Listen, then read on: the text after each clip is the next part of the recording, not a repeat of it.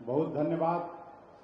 अब हम आगे जिनको बुला रहे हैं, इस देश में विदेशी मामलों के सबसे बड़े जानकार, कांग्रेस के मूर्धन्य नेता, विद्वान वक्ता, परम आदरणीय भारत सरकार के पूर्व मंत्री आनंद शर्मा जी को अब हम आग्रह पूर्वक विनती करते हैं कि वो आके श्री बाबू के चरणों में श्रद्धा सुमन अर्पित करें।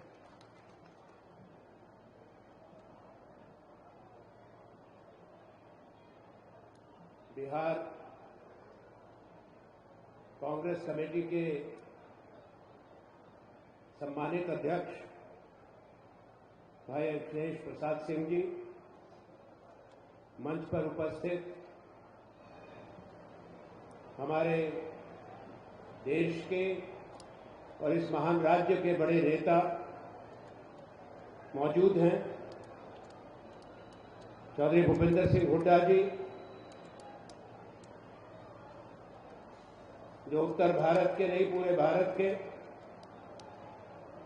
किसानों की आवाज है, हमारे पुराने साथी भाई कारी कलवर जी, मोहन प्रकाश जी,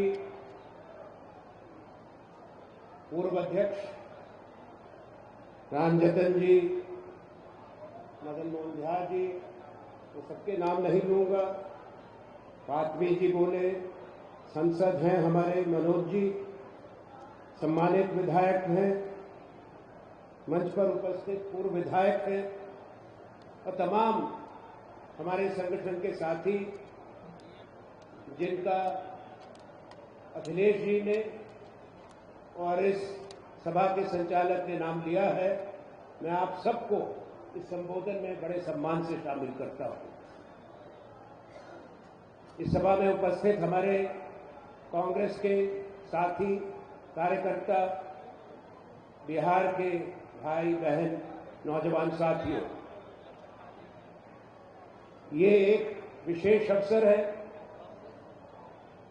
बिहार के और भारत के एक बड़े सपूत कृष्ण बाबू को, बिहार केसरी के नाम से जिनको देश जानता है, उनको अपनी श्रद्धांजलि देने का, उनको स्मरण करने का, उनके योगदान को याद करने का, उनका संघर्ष, उनकी सोच,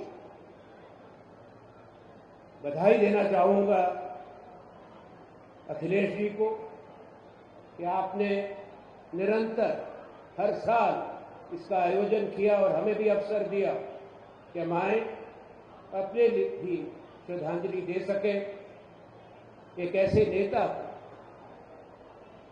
जिन्होंने भारत की आजादी के लिए तो योगदान दिया, लंबे समय कई बरस अंग्रेजों की जेलों में कैद रहे, पर इरादे के मजबूत थे। बड़े नेताओं के साथ जिनकी पहचान रही है, नाम रहा है, चाहे वो महात्मा गांधी, पंडित जवाहरलाल नेहरू, डॉक्टर राजेंद्र प्रसाद जी, जो पहले भारत के राष्ट्रपति बने, और उस समय के तमाम लोग जो सबसे पहले एक लक्ष्य को देखते थे कि हिंदुस्तान के लोग जो सदियों से अपने अधिकार से वंचित थे, जिनकी आवाज दबा दी गई थी, वो अपने भविष्य का निर्णय नहीं कर सकते थे, साधन संसाधनों पर जिनका अधिकार अपने देश के, अपने राज्य के नहीं था, उनको वो अधिकार मिले, सम्मान मिले, एक आजाद हिंदुस्तान में रह सके और आगे आने वाली पीढ़ियां अपने देश का भविष्य स्वयं बनाए। ऐसे नेताओं याद करना, उनके संघर्ष को, उनके योगदान को समझना और आने वाली पीढ़ी तक उसको पहुंचाना बहुत आवश्यक है। मेरे कई साथियों ने, पूर्व वक्ताओं ने इस बात को कहा, कोई भी समाज, कोई भी देश, कोई भी कौम अपने इतिहास को भूल के जिंदा नहीं रहती, इतिहास से अलग होकर आगे नहीं बढ़ सकती। और वो लोग जो सोचते हैं नया इतिहास बनेगा या इतिहास को झुठलाते हैं, उनके लिए सिर्फ यही संदेश है, इतिहास बदला नहीं जाता, इतिहास बनाया जाता है, झुठलाया नहीं जाता। सच्चाई प्रचंड रूप से प्रकट होती है और लोग उसको कभी छुपाया नहीं जा सकता। कोई जो कोशिश भी करे, तारीख गवाह है बहुत नाम बड़े मुल्कों के जिन्होंने हुक्मरान शक्तिशाली तानाशाह जिन्होंने ये कोशिश करी, वो खत्म हो गए, पर इतिहास के पन्नों पे जो बड़ी विभूतियों के जिन्होंने काम किए, उनके नाम कोई नहीं मिटा सका, ना मिटा सका, कोई नहीं मिटा सका। ये गलत फहमी होगी, मुझे उसमें कोई शंका नहीं है। मैं उन लोगों में से नहीं हूं जो इस बात से भयभीत हूं कि इस देश का इतिहास बदला जाए। हमने देखा इस देश की जनता में, चाहे वो गरीब लोग थे, पढ़े लिखे नहीं थे, जो महात्मा गांधी के साथ खड़े होकर, जवाहरलाल नेहरू के और श्री कृष्ण बाबू जैसे नेताओं के साथ, जिन्होंने इस देश की आवाज को बुलंद किया, सच्चाई की बात कही, न्याय की बात करी, बराबरी के अधिकार की बात करी।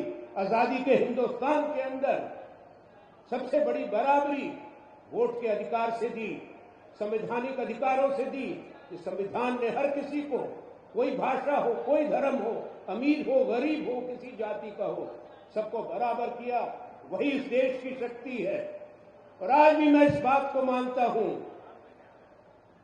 कि धर्म जाति की लकीरें से ऊपर उठ के हमारे नेताओं ने इस देश को बनाया, हमको विरासत में इस देश की एकता दी, एक समावेशी सोच दी।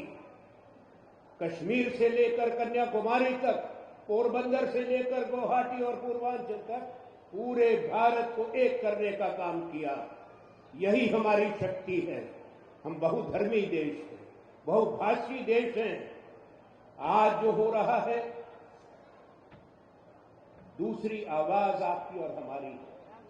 भारतीय राष्ट्रीय कांग्रेस की आवाज है, जो आवाज गांव-गांव पहुंचनी चाहिए। विशेष तौर पे हमारे बेटे बेटियों को इस देश का इतिहास, संघर्ष और राष्ट्र निर्माण कैसे हुआ है वो बताना जरूरी है। ये एक दिन का बना हुआ भारत नहीं है, पिछले 10 बरस का बना भारत नहीं है।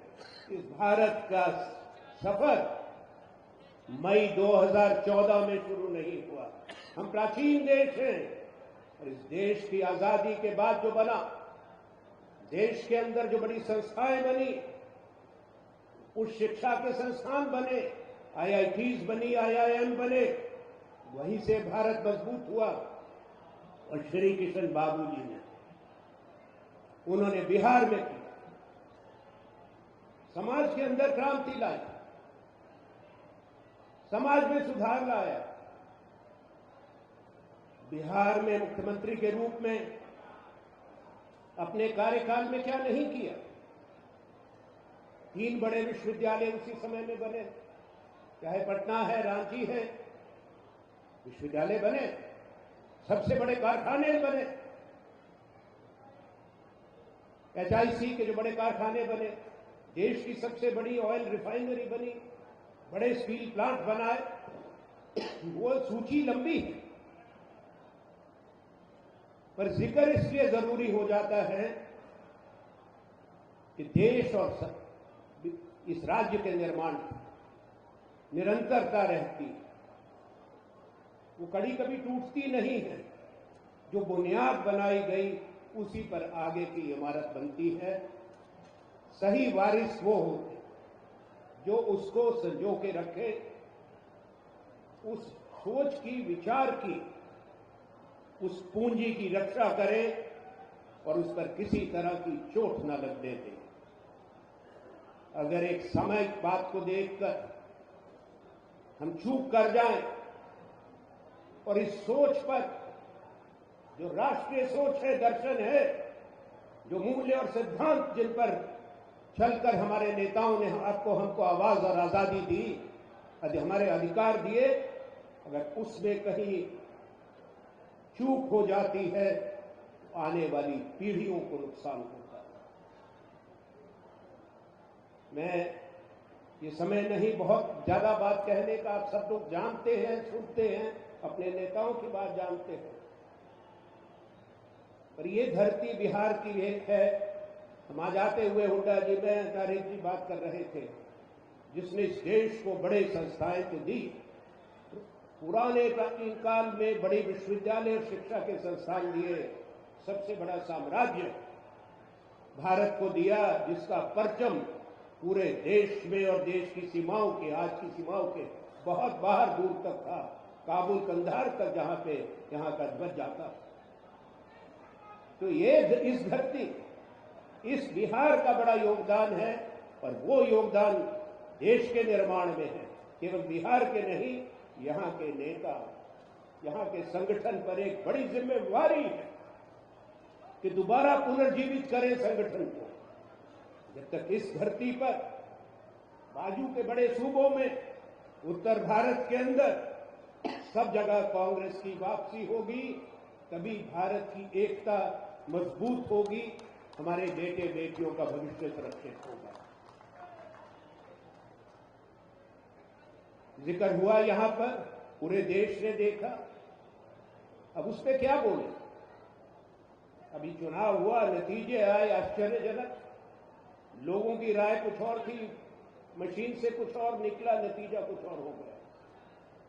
तो सिर्फ इतना कहूंगा कि दुर्भाग्य एक बात का कि जो हरियाणा के नेता है वो मुख्यमंत्री नहीं, और जो मुख्यमंत्री बनाए गए वो हरियाणा के जन नेता नहीं। ये एक वास्तविकता। तो इससे कोई बुनियादी सैद्धांतिक फर्क नहीं होगा। ये भी मजबूत इरादे के नेता हैं, और इनके साथी भी।